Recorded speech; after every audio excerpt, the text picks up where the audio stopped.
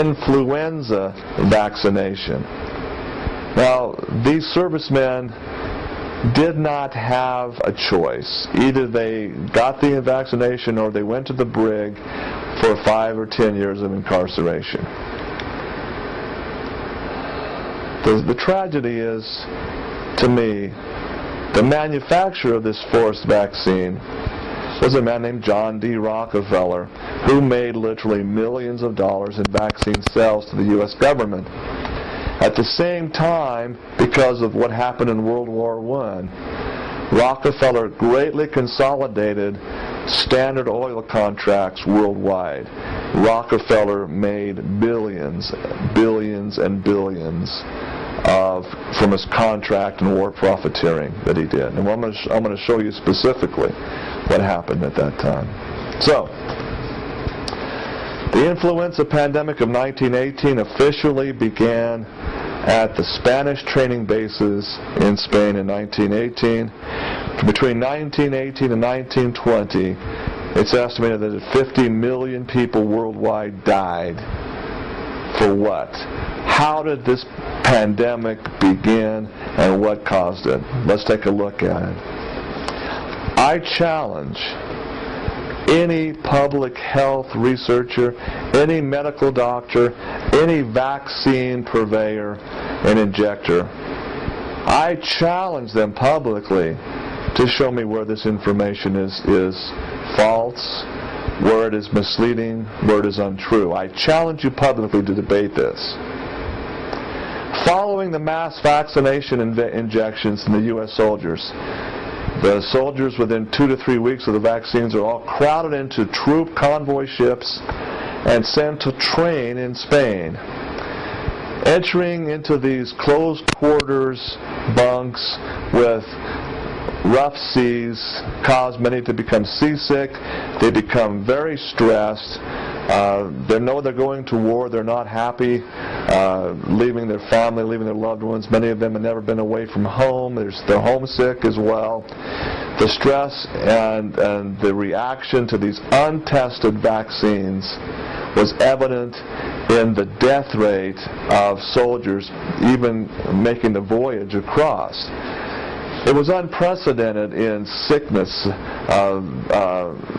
full-blown flu symptoms ranging from diarrhea to chronic constant vomiting, headache, fever, and chills was the norm, not the exception, in those troop convoys and troop ships heading overseas.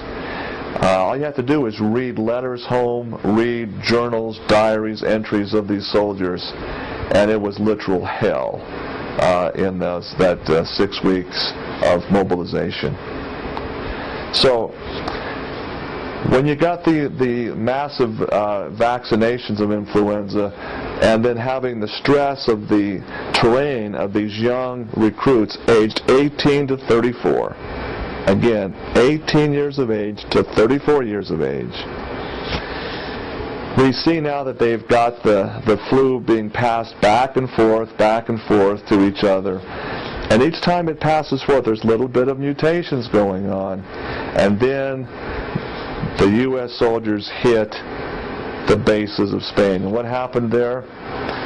Immediately after arriving in Spain, the U.S. soldiers are trained for the various forms of toxic gases they will experience in the trenches in France.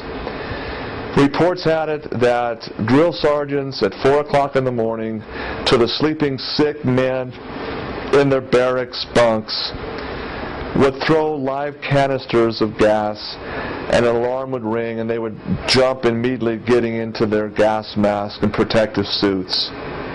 But you see, they had enough time to breathe in small amounts of these toxic mustard gases and different forms of experimental gases. And again, that is what caused the mucous membranes in the lung material and the virus that was infecting the lungs to mutate into what is arguably the deadliest form of influenza virus the world has ever seen, and probably will ever see again. Exposure to these toxic chemical gases, in fact, caused the live cell influenza virus cells to mutate into the extremely lethal form of the virus that we now know as the 1918 pandemic.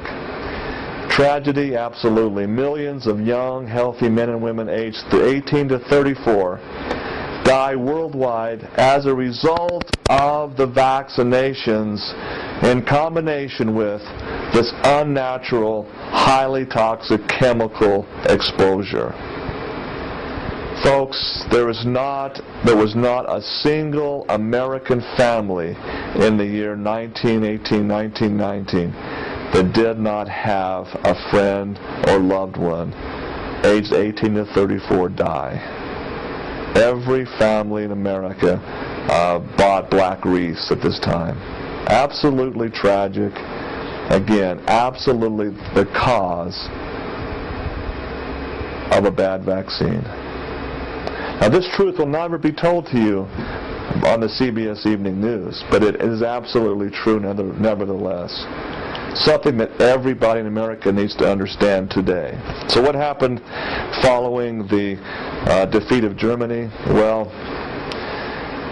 as is commonly the case, the victor nations, and specifically the bankers that made the loans to both sides, the heads of the various multinational banks, in fact, met in conference in San Remo, Italy in 1924 for the purpose of placing war reparations on the German Empire, German and Austria, which was massive.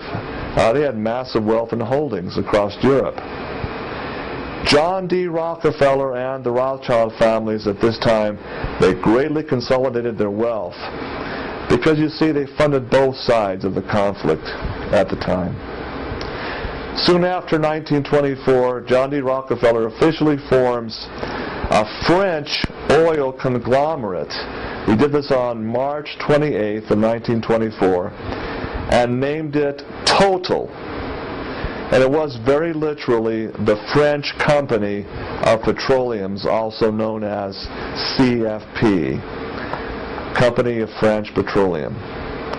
Rockefeller's Total Company then was then awarded a controlling interest, what Deutsche Bank had the stock, in what was then known as the Turkish Petroleum Company, located in Baghdad. Let me just re-emphasize a little bit of World War I history.